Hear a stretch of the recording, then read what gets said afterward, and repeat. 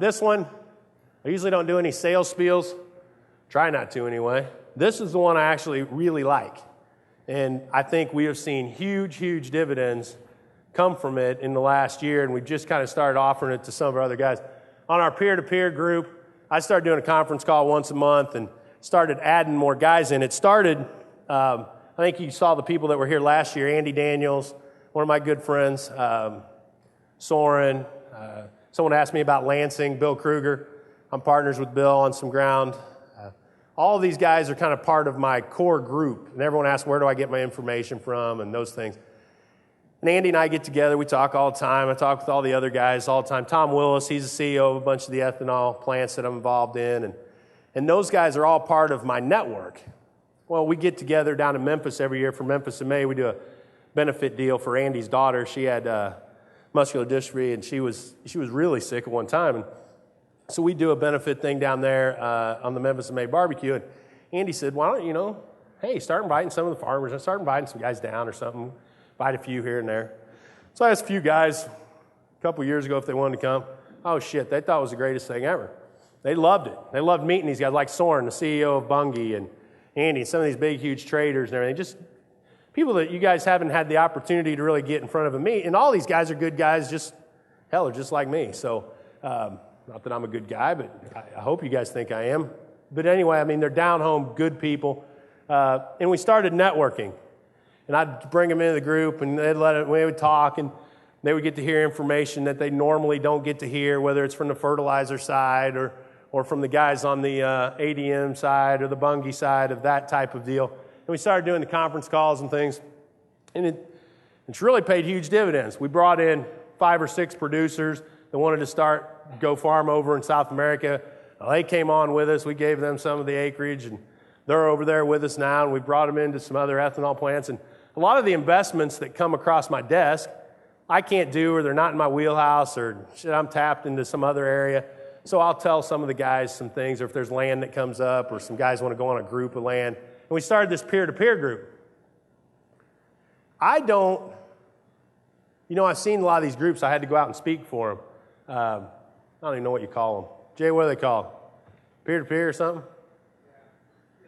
I don't want to say what they are or who they are, but I don't like when they have you guys join these groups, and they want you to do everything together. Like do your marketing together and buy your fertilizer together. And I don't know. I'm not super sold on that right now.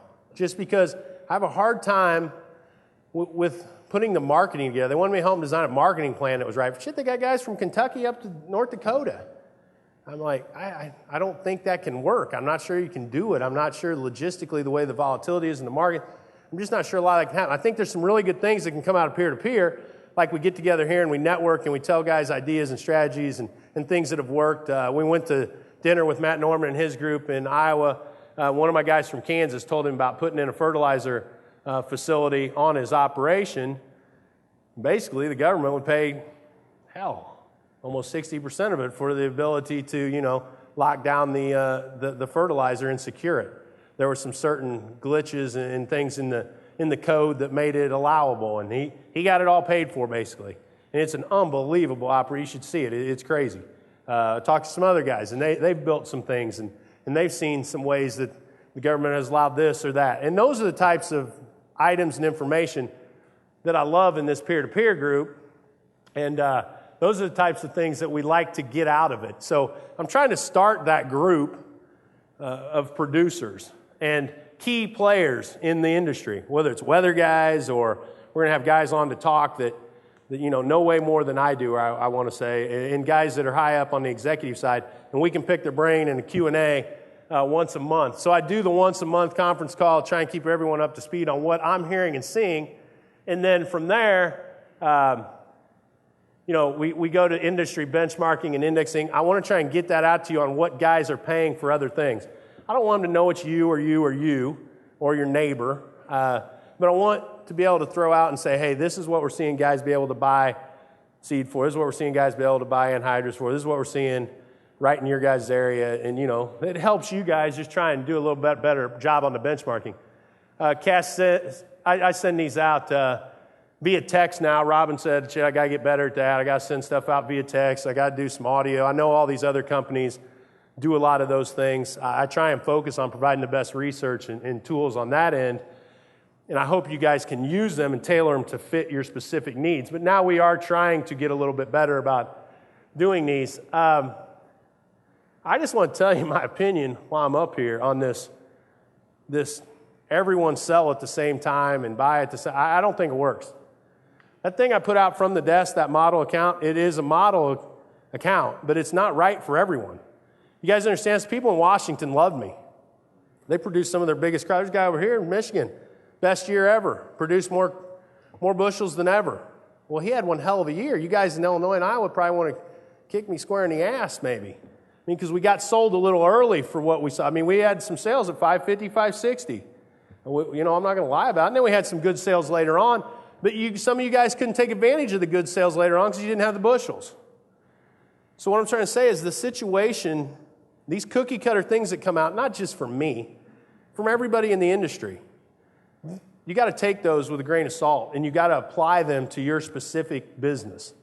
I know some guys said to me, guys in the office didn't call them enough. Okay. I mean, you serious? I mean, you're the CEO of your operation. You guys are the CEO of your operation. My CEO at every company I've worked at, they called me and told me I had a meeting. I never called them and told them they had a meeting. I never knew that shit worked that way. But for some reason, you guys in this industry think that we're going to call you up and say, hey, Jeff, sell now. And you say, yeah, okay, yeah, sure, buddy. Then I talk to you, hey, man, did you make that sale? Nah, didn't make it. Oh, hey, I'll just keep doing that. That doesn't work. You're the CEO of your operation. You have to call. You have availability to my staff. All my guys that I got, the guys that have worked for us for years, the guys that have worked on the floor, some guys are fresh out of college. You talk to any one of them. You can talk to everybody. But we don't know when you have a fire. That's what I try and say. The fire department doesn't come over and say, hey, Cameron, you got fire tonight? Okay. Police department doesn't come over every night and ask. I mean, I want to be more of a consultant. I want to sit on your board of directors, and if you have an issue or you have a problem or you're concerned about making a sale or you want to look at some different strategies that will work for you, then that's what we want to do moving forward. I don't want to sit and call you every damn day or bug you. I mean, I'll do these conference calls once a month and do those things, but you guys have to be the CEO of your operation, and you have to be able to tell us. I'm going to give you an example. Great producers, 15, 20,000 acre guy out in Kansas. He's 95% sold in 13, probably 50% sold in 14. He's talking to me all the time about re-ownership. Got other producers. Got 0 sold in 13, 0, 14. You think they're talking to me about re-ownership? Nope. Talking to me about building floors. Well, what do you suggest I put in the report? I mean, there's not one situation that's the same for anyone in this room. So I want you guys to make sure you understand that. What I've had Mark now do with AgHedge, I told him, I said, I can't take these commodity traders anymore. This shit's driving me crazy. I said, I want someone that's going to put out a ton of hedging ideas that we've seen from all over, from all my fund people to everyone under sun. And I want to have those hedging ideas be viable, understand what the risk is on them, what it's going to take to secure them, how much money you're going to have to do them. And then from those ideas, we can glean out and pick what's right for everyone in their particular scenario. Some guys that don't have a lot of line of credit or don't have a ton of money tie up, we may need to use the Mark Gold approach, and we may need to only buy premium. We can only be call buyers or put buyers. That's fine. That's fine.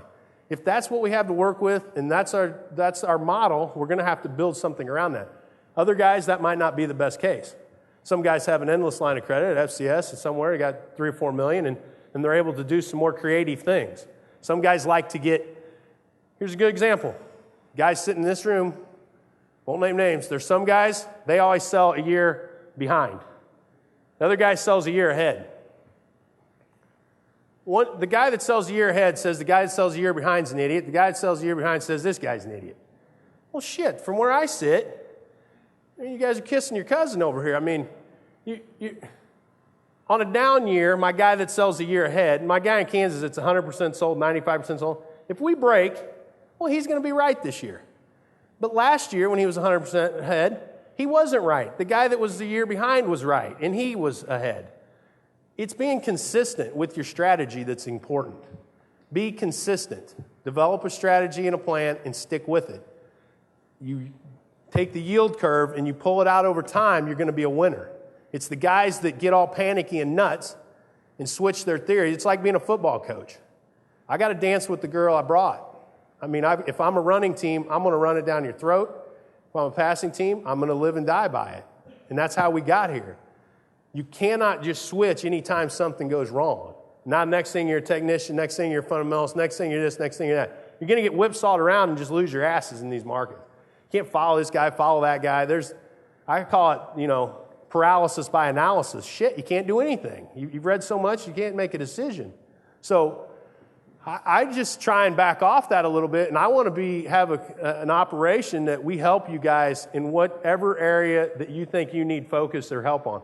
If it's fertilizer, I can't tell you the information, but I promise you, within my network, I got some of the best fertilizer guys in the business. Ron Farrell's one of the best guys in the retail side, and he advises some of the biggest retailers in the country. I can get you the best fertilizer info you need. You just got to call and ask some questions. I don't know specifically what you need as a CEO of your operation because I'm dealing with so many people.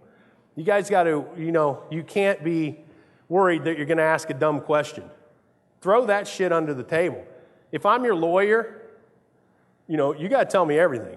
You can't hold back and say, I'm not going to tell you. I mean, a lot of guys don't even want to tell me where they made sales, and I'm supposed to be helping them. They just don't want to say. Well, shit.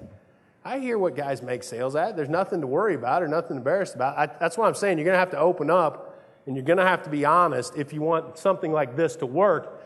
And the guys that have, and they've opened up and they've been honest, and they call in and they talk to us and they come to think, they love it. Some of the other folks, though, it's probably not going to be the best fit, but you're never going to find the best fit. You're always going to be searching.